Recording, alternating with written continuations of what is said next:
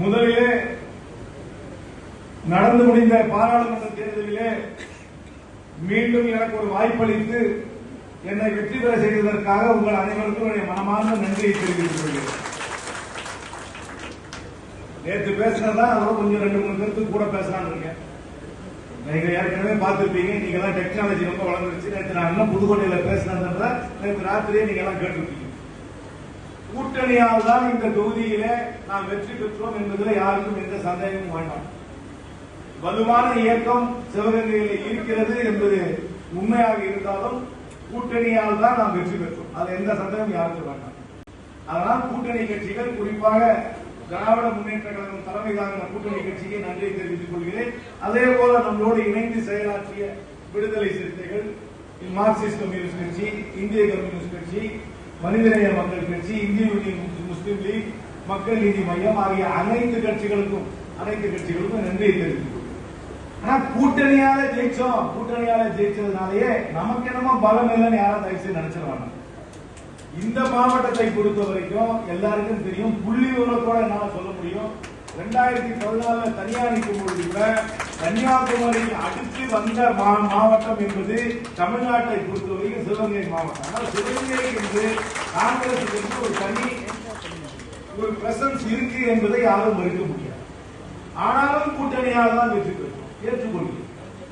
கூட்டணியால் வெற்றி பெற்றோம் என்ற காரணத்துக்காகவே நாம் ஏதோ கூட்டணிக்கு சேர்க்கவில்லை என்று யாரும் நினைத்து கொள்ள வேண்டாம். நேரத்தே சொன்னேன், எப்பவுமே தமிழ்நாட்டில் எந்த பக்கம் காங்கிரஸ் கட்சி இருக்குதோ அந்த பக்கம் தான் சிறுபான்மை மக்களும் தாழ்த்தப்பட்டவர்களும் நம்பி அந்த கூட்டணிக்கு வாக்களிப்பார்கள். மத்தியிலே ஒரு அரசாங்கம் அமைய வேண்டும், அந்த அரசாங்கம் அன்னை சோனியா காந்தி வழிகாட்டுதலில் நடக்க வேண்டும், அந்த அரசாங்கத்திற்கு ராகுல் காந்தி அவர்கள் தலைமை தாங்க வேண்டும், அது மதச்சார்பற்ற அரசாங்கமாக இருக்க வேண்டும், சாதாரண மக்களுக்கு, தாழ்த்தப்பட்டவர்களுக்கு, சிறுபான்மைக்கு ஆதரவாக அந்த அரசாங்கம் இருக்க வேண்டும் என்ற நம்பிக்கையோடு மக்கள் வாக்களிக்கிறார்கள் என்றால் அது காங்கிரஸ் கட்சி எந்த கூட்டணியில் இருக்கிறதோ அப்பொழுதுதான் வாக்களிப்பார். அதோடு நம்மளோட வாக்கு வங்கி நான் சொல்ல வரல, நான் திருப்பி சொல்றேன், நம்மளுடைய வாக்கு வங்கி அல்ல. ஆனா நம்ம இருக்கிறதுனால நம்பி அது ஒரு நம்பிக்கை வாக்காக இருக்கிறது. நாம் இருக்கிறதுனால மக்கள் நம்பி அந்த பக்கம் வாக்களிப்பார், குறிப்பாக சிறுபான்மை வாக்களிப்பார்.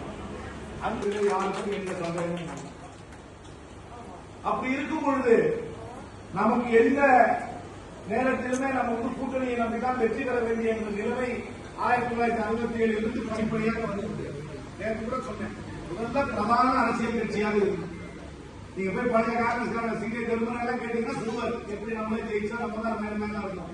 ஆனா அப்புறம் முதல் இடத்துல இருந்தோம், ஒரு 2வது இடத்துக்கு இருந்தோம். அதுக்கப்புறம் அண்ணா திராவிட முன்னேற்ற கழகம் ஒரு கட்சி வந்தப்பறம் 3வது இடத்துக்கு இருக்கோம். இன்னைக்கு நீங்க பாத்தீங்கன்னா புதிய அரசியல் கட்சிகள்லாம் வந்து நமக்கு நெருக்கடி கொடுக்க ஆரம்பிச்சிட்டாங்க. நம்ம 3வது இருக்கிறோமா 4வது இருக்கிறோமான்றதெல்லாம் ஒரு சர்ச்சை வரும். அதுக்கு புள்ளி விவரம் எப்படி எடுக்க முடியுமோ தனியா தான் தெரியும். நம்ம 2014 நம்மளும் தனியா நிக்கல, வேற எந்த கட்சியும் தனியா நிக்கல, அதனால அவருடைய பலம் தெரியாது. ஆனாலும் புதிதாக வந்த அரசியல் கட்சிகள் தங்களுக்கு என்று ஒரு வாக்கை பதிவு செய்திருக்கிறார்கள் என்பதை எடுத்துக்கொள்ளதான் தோணும். குறிப்பாக இந்த மாவட்டத்தில் நாம் தமிழர் கட்சி கணிசமான வாக்குகளை பெற்றார்கள் என்பது யதார்த்த உண்மை. நம்ம கூட்டத்தை நீங்க பாத்தீங்கன்னா இந்த கூட்டத்தை நீங்க பாருங்க, இளைஞர்கள் பெரிய அளவில் நம்முடைய கட்சியை நாடி வருவதில்லை. இளைஞர்கள் எல்லாம் புதிய அரசியல் கட்சிக்கு செல்கிறார்கள், நாம் தமிழர் கட்சிக்கு செல்கிறார்கள். விஜய் கட்சி ஆரம்பிக்கிறதுக்கு முன்னாடியே சென்று விட்டார்கள் என்று சில செய்தி வருகிறது. கணிசமா அவங்க போய் தனிப்பட்ட முறையில் தேர்தலில் ஜெயிக்க மாட்டாங்க, அப்படி சொல்லவே வரல. ஆனால் நமக்கு வர வேண்டிய இளைஞர் பட்டாளம் நமக்கு வராமல் சில சமய மக்கள் பகுதிகளில் செல்கிறது. அதை நாம் தடுத்து நிறுத்த வேண்டும். அது தடுத்து நிறுத்த வேண்டும் என்றால் நம்ம செயல்பாடு இருக்கிறது. செயல்பாடுனா என்ன? எலெக்ஷன் நேரத்தில் கூட்டணி வைக்கிறோம், ஏதோ 2-3 பேர் சீட்டு வாங்கிக்கிறோம், அந்த சீட்ல நின்று ஜெயிச்சுட்டு வர்றது மட்டும் செயல்பாடு கிடையாது. தேர்தல் இல்லாத நேரத்திலும் மக்களோடு உறவு வைத்திருந்தால்தான் தேர்தல் நேரத்தில் மக்கள் நமக்கு ஆதரவளிப்பார். தேர்தல் இல்லாத நேரத்தில் என்ன உறவு வச்சுக்க முடியும்? அவங்க நல்லது கெட்டது நம்ம போகணும், அவங்க ஒரு பிரச்சனை இருந்தால் அதை எடுத்து சொல்லணும். அந்த ஏரியாவில் ஏதாவது பிரச்சனை இருந்தால் கூச்சம் இல்லாமல் எடுத்து சொல்வதற்கு நமக்கு தைரியம். அதுதான் எனக்கு இருக்கிற பெரிய கவலை.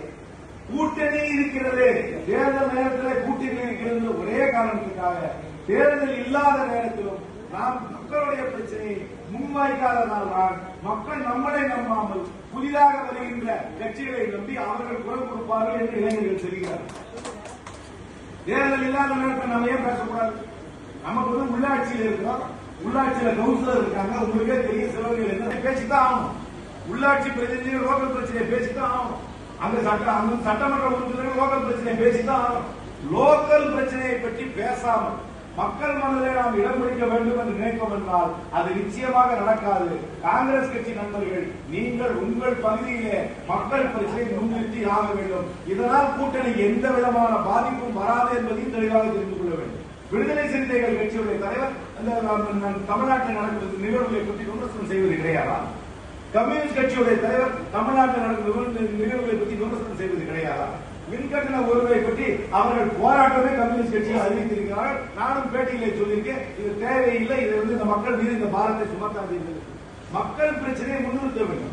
என்கவுண்டர் கொலை நடக்குது, கூலிப்பட கொலை நடக்குது. நம்மளுடைய மாவட்ட தலைவரே, திருநெல்வேலியில் இருக்கிற மாவட்ட தலைவர் இறந்து போனார்.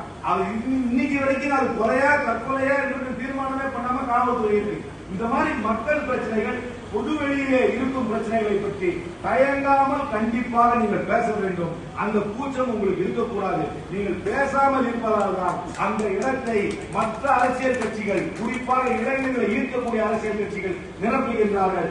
அதை தடுக்க வேண்டும் என்றால் நம்மளுடைய செயல்பாட்டை மாற்றிக்கொள்ளும். நம்ம இங்க இது பண்ணாதான் அதுக்கப்புறம் நம்ம ஒரு துடிப்பான அரசியல் கட்சியா இருக்கும். இல்லாட்டி நம்ம என்ன நினைச்சுக்குவாங்க, தேர்தல் நேரத்தில் வச்சுக்கணும், அந்த சிறுபான்மை ஓட்டை பெறுவதற்காக பாராளுமன்ற தேர்தலை நம்மளை வச்சுக்க வேண்டும், மற்ற நேரத்தில் நம்மளை கண்டுகொள்ளாமல் போய்விடுவார்கள். அதனால அந்த செயல்பாட்டை மாற்றிக்கொள்ளும். தமிழ்நாட்டை பொறுத்தவரைக்கும் தமிழ்நாட்டில் மையமாக இருக்கும் பிரச்சனைகளை பற்றி நம்மளுடைய தலைமையில் பேச வேண்டும். கள்ளச்சாராயத்தில் 70,000 பேர் இறந்து போயிருக்காங்கன்னா அந்த கள்ளச்சாராயத்தால தமிழ்நாட்டில் 20,000 கோடி ரூபாய் சேல்ஸ் நடக்கணும். அந்த 20,000 கோடி ரூபாய் சேல்ஸ் கள்ளச்சாராயத்தில் நடக்கும் பொழுது அது அதிகார வர்க்கத்துக்கு தெரியாமையா நடக்குது? அதிகார வர்க்கம் என்றால் அதிகாரிகள் மட்டுமல்ல, அந்த பகுதியை சார்ந்த அரசியல் அதிகாரிகள் மட்டும் தெரிஞ்சுதான் நடக்கும். அதை பற்றி கண்டிப்பாக பேசணும். அதற்கு மேலாக மின்கட்டணத்தை பற்றி பேசணும். இங்க நடக்கும் கூலிப்படை கொலையை பற்றி பேசணும். அதனால மக்களுக்கு அன்றாட பிரச்சனைகள் சில இடத்துல நீங்க நம்மளே போறோம், ஒரு இடத்துக்கு போகும்போது எத்தனை இடத்துல சொல்றாங்க பட்டா கிடையாது, ரோடு கிடையாது, இதேதான் ஒரு எலெக்ஷனுக்கு போகும். நம்ம கையிலே அதிகாரம் இருக்கிறத செஞ்சு கொடுக்கிறது.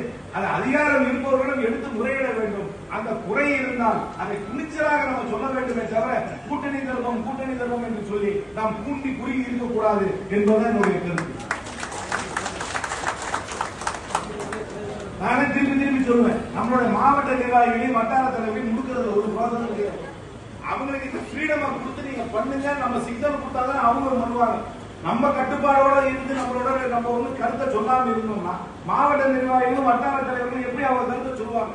அவர்களை குறை சொல்வது வேலையே கிடையாது. நம்ம மீண்டும் சொல்லுவேன், நாம் தமிழ்நாட்டு அளவில் ஒரு ஆக்கப்பூர்வமான அரசியல் கட்சியாக தேர்தல் இல்லாத நேரத்தில் தனிப்பட்ட முறையில் நம்மளுடைய கருத்தை பதிவு செய்கின்ற, கூச்சம் இல்லாமல் பதிவு செய்கின்ற அரசியல் கட்சியாக செயல்பட்டோம் என்றால் கீழே இருக்கிற மாவட்ட நிர்வாகிகளும் வட்டார நிர்வாகிகளும் அவர்களும் கூச்சலோடு செயல்படுவார்கள். அவர்களை மட்டும் தான் நீங்க செய்யணும் அவங்களை கசக்கி மேல இருக்கிறவங்க மௌனமா இருந்தாங்கன்னா அது சரியே வராது.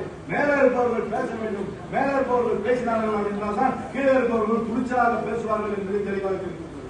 இன்னொன்று மேலா தெரிஞ்சுக்கணும், சில கட்சிகள் எல்லாம் அவர்களுக்கு எந்த விதமான ஒரு பெரிய ஒரு கட்டுமான வசதி இல்லாமலேயே ஓட்டுவாங்க. அப்படின்னா அதெல்லாம் உதாசீனப்படுத்திடக்கூடாது. குறிப்பாக நாம் தமிழர் கட்சியை நான் சொல்லுகிறேன், தேர்தலுக்கு முன்னாடி உங்கள்கிட்ட சொன்னேன், இந்த மாவட்டத்தை பொறுத்த வரைக்கும் கணிசமான ஓட்டை வாங்கியிருக்கிறாங்க. இதுதான் உண்மை.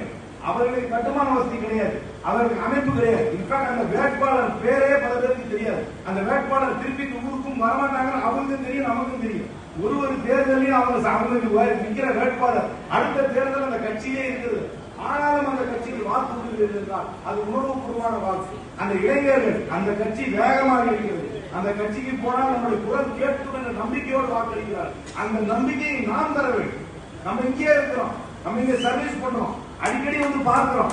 ஆனாலும் இங்கே இளைஞர்கள் நம்ம பக்கம் வராம அந்த போராட்டம் என்பதை சிந்தித்து பார்த்து அந்தந்த பகுதியிலே இருக்கும் இளைஞர்கள், உங்களுக்கே தெரியும், நமக்கே தெரியும், இந்த தொகுதியை பொறுத்தவரைக்கும் பூத் கமிட்டி எல்லா ஊர்லயும் போட்டுருவான். இது 10 பேர் இல்லாட்டி ஒரு பூத்லயும் 3-4 பேர் கண்டிப்பா இருக்கிறாங்க, எல்லாருக்கும் தெரியும். அந்த 3-4 பேர் அந்த பகுதியிலே சென்று ஏன் இந்த சிறிய கட்சிகளுக்கு, ஏன் இந்த புதிய கட்சிகளுக்கு அந்த இளைஞர்கள் வாக்களித்தார்கள், அவர்களை அணுகி நீங்கள் இங்க பக்கம் வாருங்கள், உங்களுக்கு சர்வீஸ் கொடுக்கறதுக்கு நாங்கள் தயாராக இருக்கிறோம், நாங்கள் குரல் கொடுக்கறதுக்கு நாங்கள் தயாராக இருக்கிறோம், அந்த நம்பிக்கையை கண்டிப்பாக நீங்கள் ஊட்ட வேண்டும் என்று கேட்டுக்கொண்டு அடிமட்டத்தில் மக்கள் பிரச்சனையை பற்றி பேச வேண்டும். அதே வேளையிலே பொது மேடைகளிலே மாநில தலைமை கண்டிப்பாக கண்டிப்பாக மக்கள் பிரச்சனைகளை முன்வைத்து பேசினால்தான் நமக்கு தனித்துவம் இருக்கும். 26 என்பது ரொம்ப முக்கியமான தேர்தல்.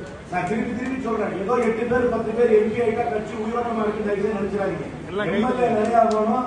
ஒரு சீக்கிரம் வருகின்ற காலகட்டத்தில் மந்திரி சபையில தமிழ்நாட்டில் காங்கிரஸ் கட்சிக்கு இடம் வேணும், உள்ளாட்சி தொகுதிகளுக்கு இடம் வேணும். இதெல்லாம் இருந்தா தான் கட்சி ஆரோக்கியமா இருக்கும். 26 வருகிறது.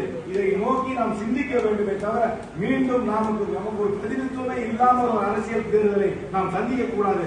அதற்காக நம்மளுடைய நடத்தையை மாற்றிக்கொள்ள வேண்டும், தனித்துவத்தோடு நடத்த வேண்டும். முன்னே ஒரு சொல்ல தெளிவா தெரிஞ்சுங்க, 2029 பொறுத்த வரைக்கும் நிச்சயமாக இந்தியாவிலே காங்கிரஸ் ஆட்சி வரப்போகுது சந்தேகமா. ஆனா 2029க்கு முன்னாடி 2026 வருது.